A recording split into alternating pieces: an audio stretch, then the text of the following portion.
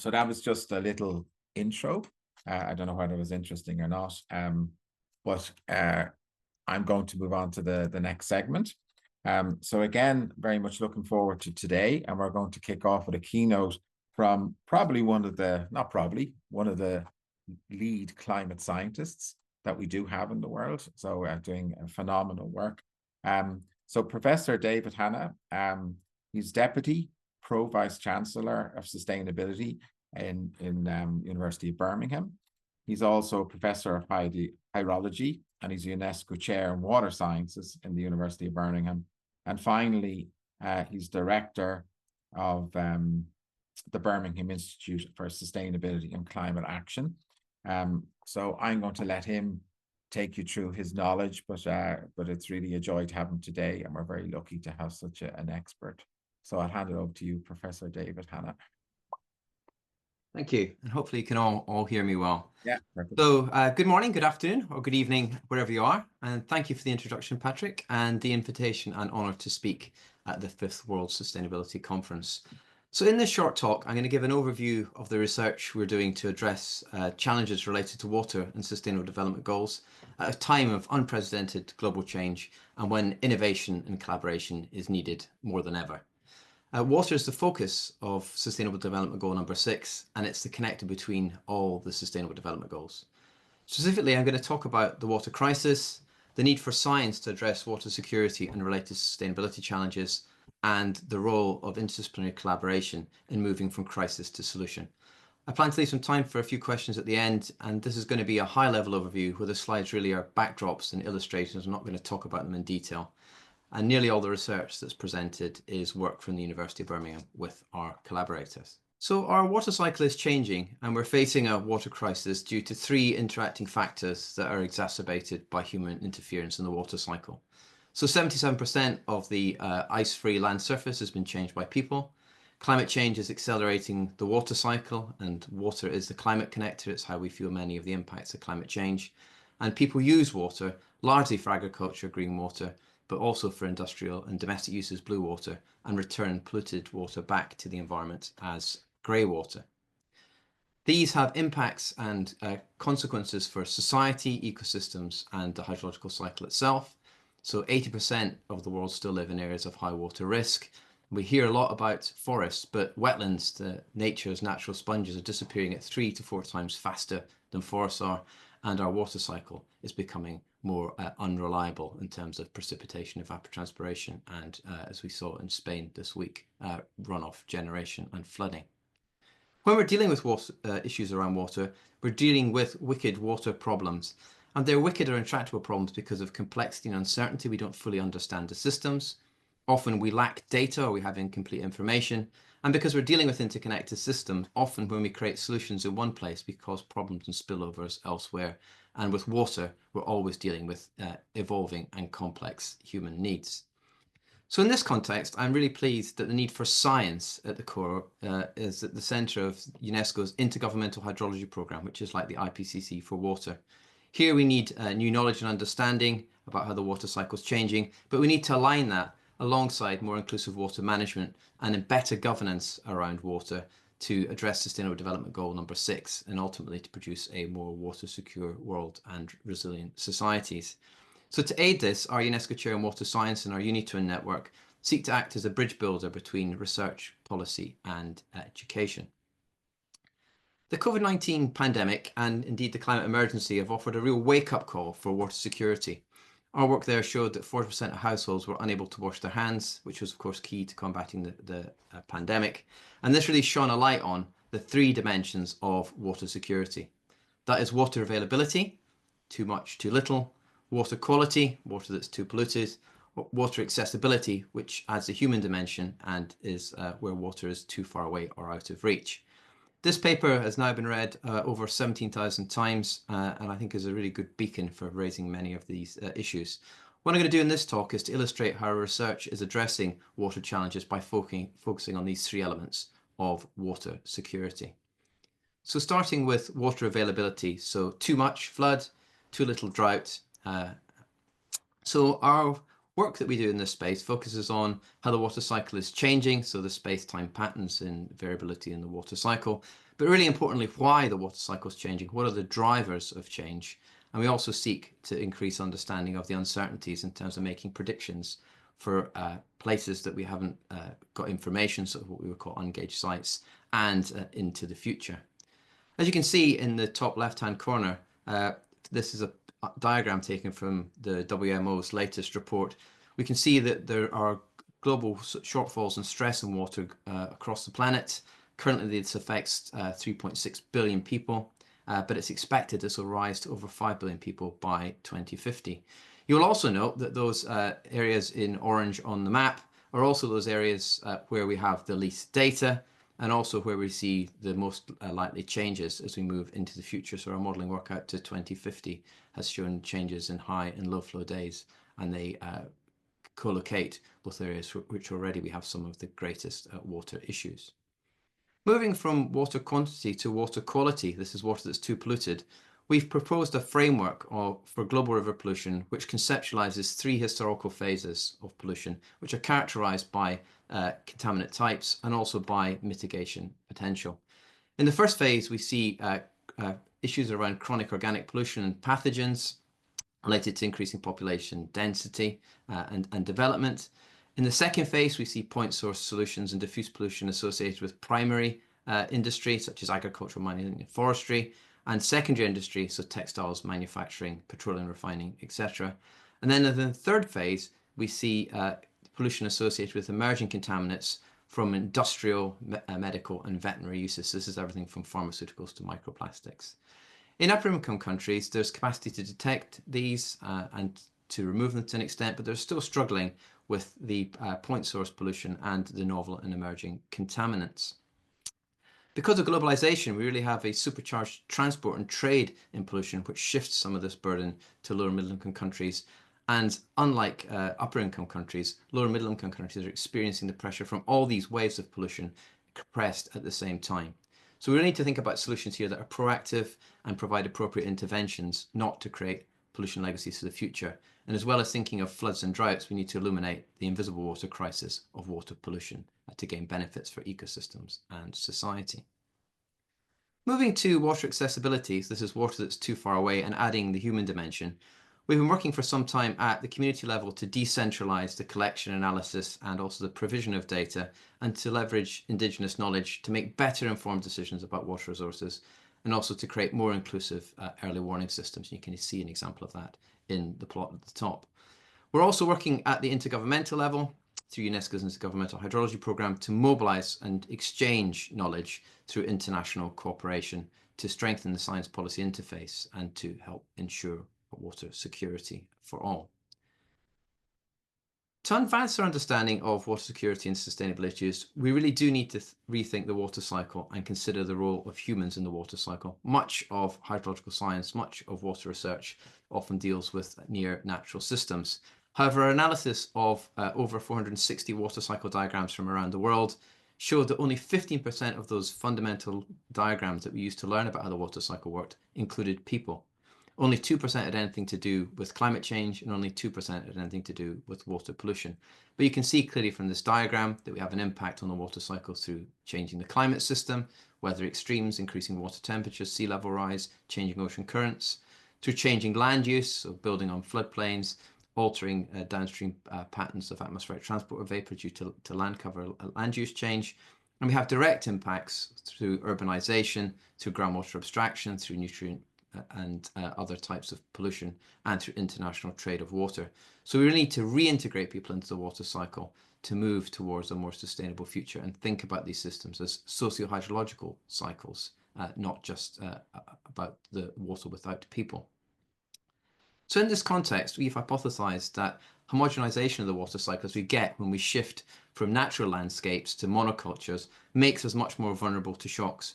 Basic ecological theory suggests as you make systems more similar, you reduce their resilience, which reduces their long-term sustainability. So that influences the potential for floods and droughts and potentially increases them under monoculture type scenarios. Moving to water quality, we need to rethink this as well for human impacted worlds. So taking the example of water temperature, which is a prime water quality variable in its own right, but also influence all the physical, chemical, and biological processes in river systems, we need to rethink our understanding of this for human modification. So most studies have been undertaken in near natural watersheds or on reservoir impacts, but we can see in this diagram that we have impacts upon water temperature through urbanization, through use of water for cooling, through agriculture, through sewage, and through land use change and water abstractions. As well as humans affecting the water cycle, of course, the water cycle impacts upon people and on ecosystems. So we need to better understand the risks and adaptation options. This is an example taken from the Andes, where glaciers are shrinking and having an impact on downstream water resources and the impact on people. So what you can see in this diagram is a series of the risks being identified in red, but a range of solutions identified in black. At the global scale, we've also shown that there are impacts in terms of household water insecurity as a consequence of development. And for the first time, we were able to identify Kuznets type curve responses, where as nations develop, they have a rise initially in water insecurity and a subsequent decline. So moving forward, I think we have a conversion of opportunities to make real change. So we have new technologies, we have machine learning, we have more open approaches to sharing data, which can provide benefits for our understanding and measurement of systems, and also interaction with the policy interface. If you look at the top diagram, you can see a roadmap which marks our position of where we are now, some opportunities for science by converging the different lanes in terms of scientific understanding. But what I want you to take away from this diagram is that if we're going to move from the right to the left in this diagram, we need to not just increase our fundamental understanding and curiosity, but merge with a range of other disciplines to provide information and solutions to help with environmental equality and global equality, shall I say, justice and sustainability. So how do we move from solutions to crisis? Well, I think we'd all agree that access to safe water is a basic human right, but it's not achieved by much of the world's population. There's an urgent need for action to prepare society and to protect the environment. So we need to take action and do research to better integrate our understanding of complex systems, to better understand space-time dynamics across scales, to leverage long-term records with novel observation technologies, to make our models and data more open and comply with fair and care principles of data sharing, to think about targeted and appropriate interventions. Importantly, we need to value water and think about investment in water infrastructure, develop behavioural change and knowledge promotion, and to engage the communities affected as real partners in terms of decision making through initiatives like citizen science. This all requires a much more holistic and evidence-based approach and consider all three assets or three aspects of water security, so availability, quantity, and accessibility. And this requires interdisciplinary collaboration for sustainable water development and to develop adaptation strategies. So to move beyond water, but to drive collaboration around sustainability, we have established the Birmingham Institute of Sustainability and Climate Action. Its distinct approach here is to leverage and join up our comprehensive research expertise at the University of Birmingham and work with partners to translate our ideas, skills, and influence for action on real world issues linked to sustainability and climate change. And you can see here on the slide our objectives, but the takeaway message is that our mission is about connecting and delivering world-leading transdisciplinary research on sustainability, and to use that knowledge to foster climate action. To flag one of the powerful examples of our activities to date, we worked very closely across the university and with international partners to make a significant reputational and I think policy impact at COP28. So we created a series of thematic policy briefs and a new report, which we promoted in the run-up and at COP28. So these are around climate finance, around adaptation and resilience, around environmental health and quality, and around food security. And just to note, we're working similarly in the run-up to COP30. As part of this campaign, we created a series of digital assets. I'd just like to illustrate one here.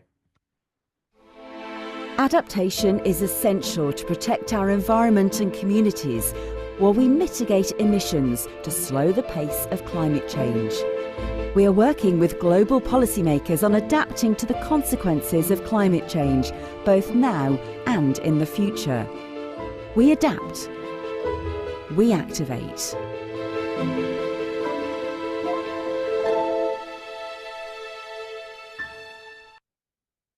So you might be thinking, did that have any impact, all the work and scientists going to global events like COP?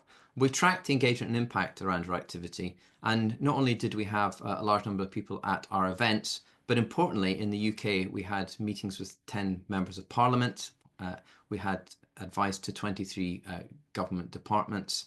We had 2 parliamentary questions raised in the University of Birmingham's name, and for people internationally that's very significant. That's where a statement is read out by a member of Parliament that says University of Birmingham research indicates that, and the government needs to formally respond.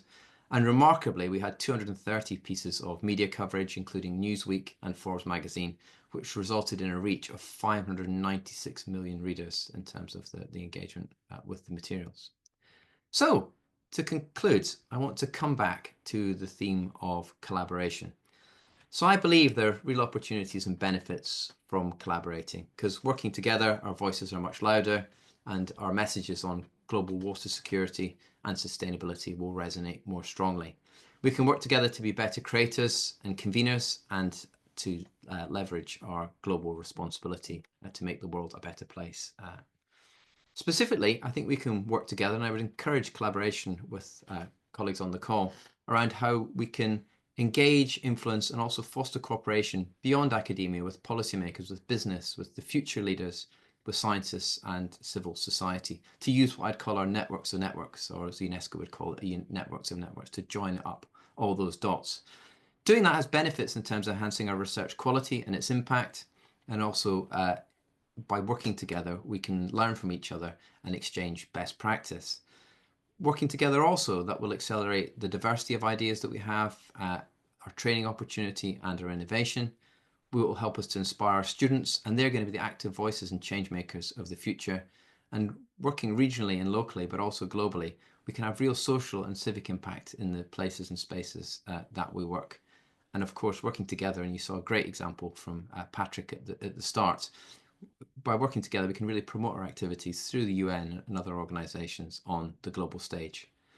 So what it's all about for me is about how we translate our research into impact for the betterment of the planets and the people. And we absolutely do need to accelerate change for delivery of the UN Water Action Agenda, in my case, but also, as Patrick said, for the 2030 Agenda and for progress on the SDGs. So I hope that gave you a flavour of the research we're doing on to address the water challenges, and importantly, give you something to think about in terms of the opportunities for leveraging interdisciplinary collaboration. So thank you very much for listening, and I'd be very happy to take any questions if we have time. Yeah, and that's truly excellent. So it was a whistle tour through all the concepts. I was writing down furiously to get all, like, you're making a good point after good point. I have some questions. I don't know if there's others who want to put in the chat or put up their hand, but I guess the few things that hit me straight away, maybe from geography or just like, so just to give you an example in economics, when we did environmental economics, we more or less worked with the idea that nature had its own absorptive capacity. So when you did have problems, they were localized with pollution, or, you know, it was, but I guess what you're saying when it comes to the system, and maybe it's the same in science, this is why I was very interested, was that suddenly with human agency and with climate change and pollution, that suddenly that's disrupted. Like the nature itself in a global scale is not really able to go back to its natural self, you know.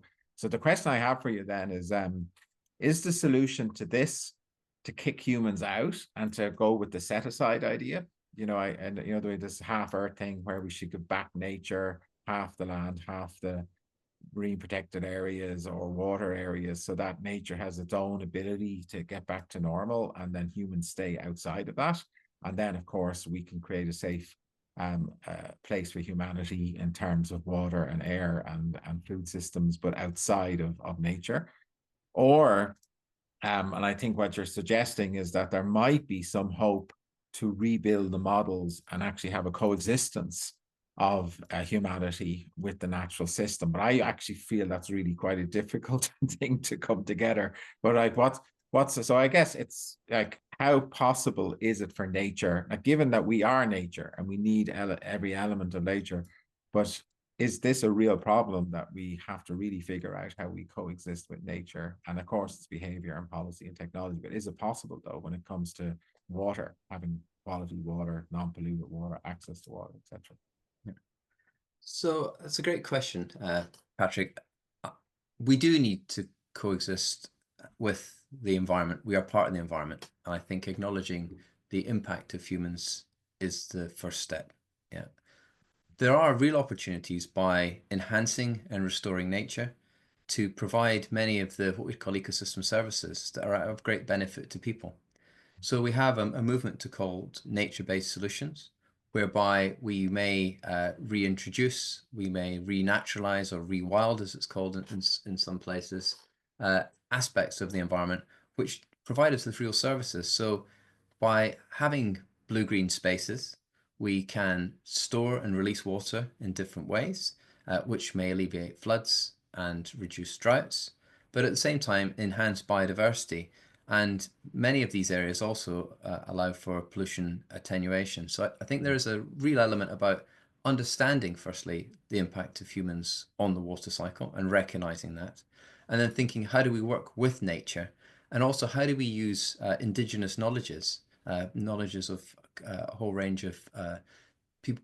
I mean, indigenous knowledge is just science of another form for me to implement into making more sustainable solutions.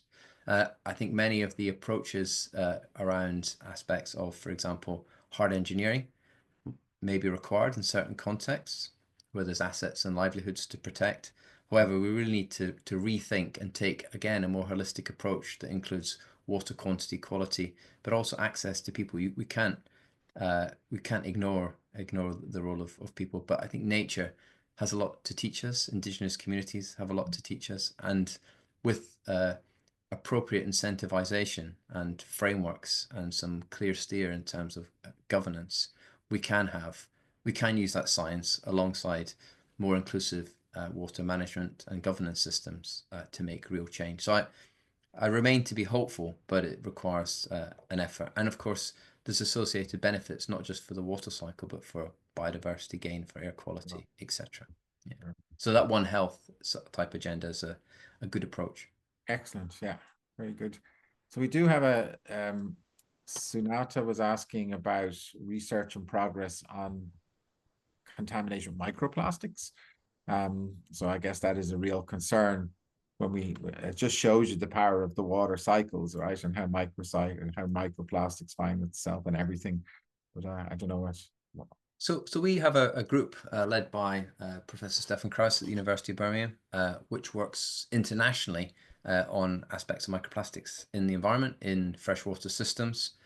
Of course, we get a lot of emphasis in the media around plastics in the ocean, and we see that, and there'll be soon more plastics in the ocean than there are fish by weight.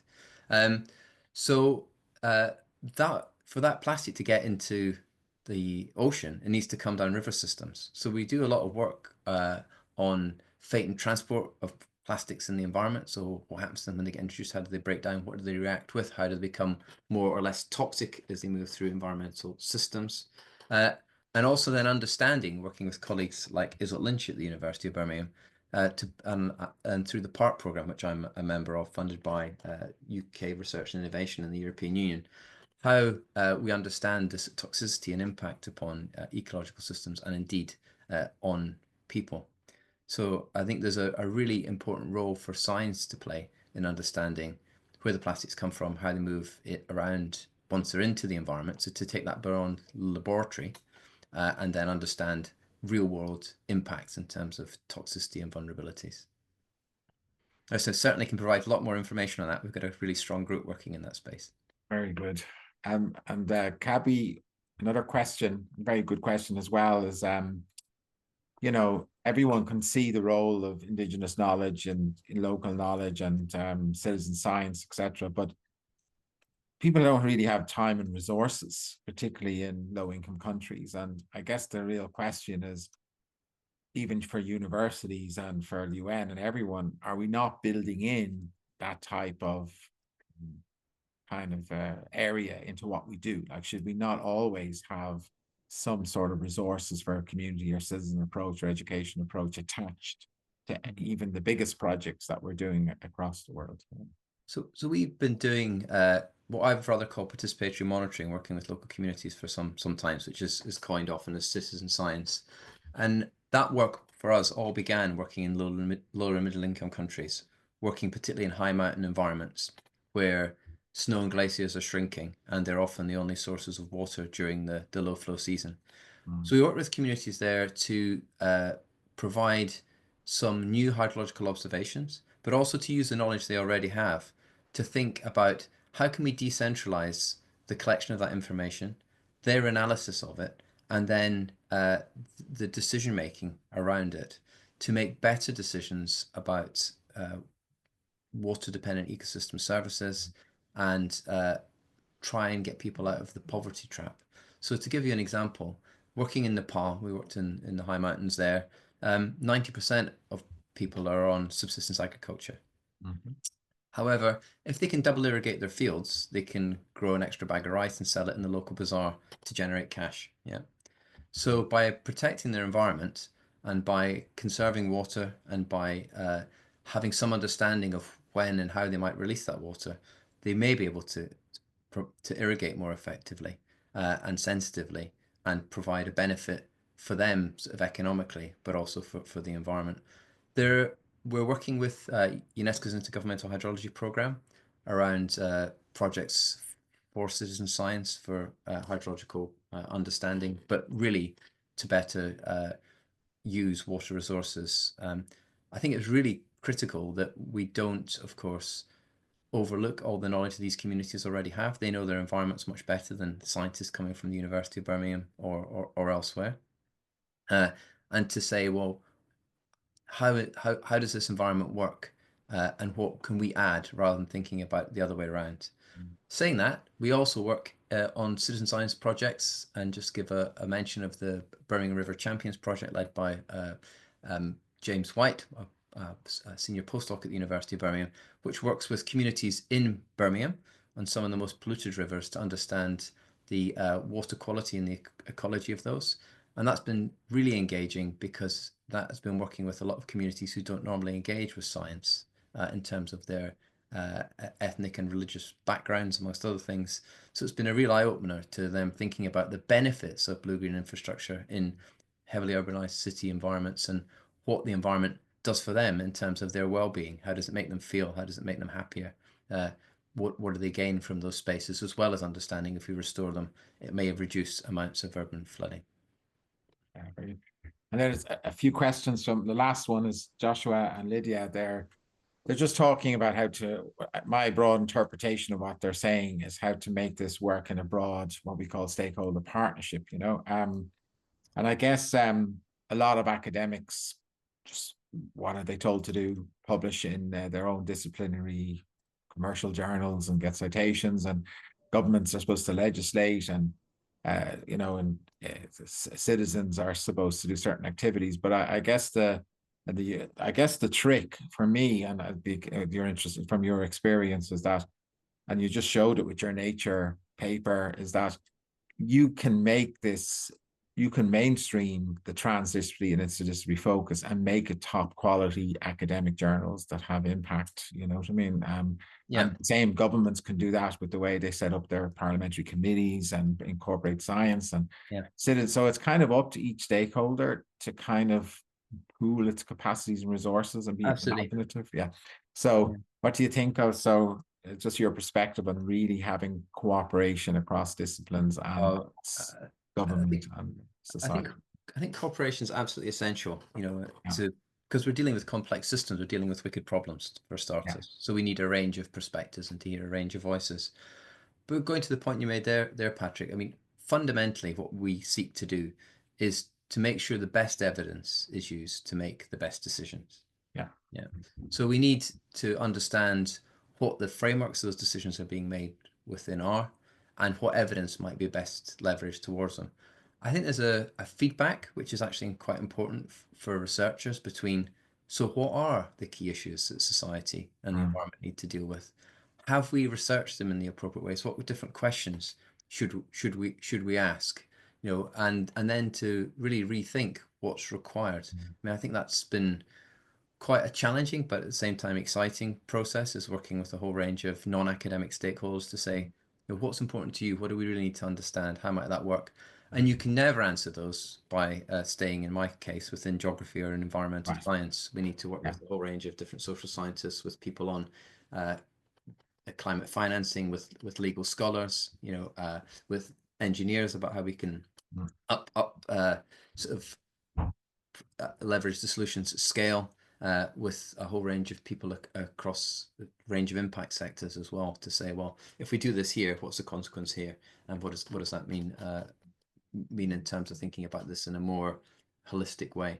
So I mean, collaboration is absolutely key, and that's what we're doing within the Birmingham Institute of Sustainability and Climate Action, is to pull together all that knowledge across our university with external partners, including the Green Institute and others, but not doing that in isolation. So we've got strong collaborations with business, with government at a range of different scales, and with NGOs. Okay, excellent. So I think we probably are running out of time. I wasn't watching the clock because I was too engaged. But no, thank you for your leadership, really. I mean, it is so important that academics and whoever, and you know, government or whatever capacity, show a bit of leadership on this, and to come out of their boxes and silos, and to really engage and show that type of leadership. So congratulations to you and your work and the University of Birmingham. And it's great to see that type of leadership coming out of academia, but there's also examples of people coming out of government and out of civil society, etc. And when those people come together, I think there is hope that we can actually adapt and mitigate all these issues, and we get to the future we want in terms of SDG 7 anyway. So that's yeah. okay. Well, thank you very much again for the invitation. It's been a pleasure to be involved in the event. Yeah.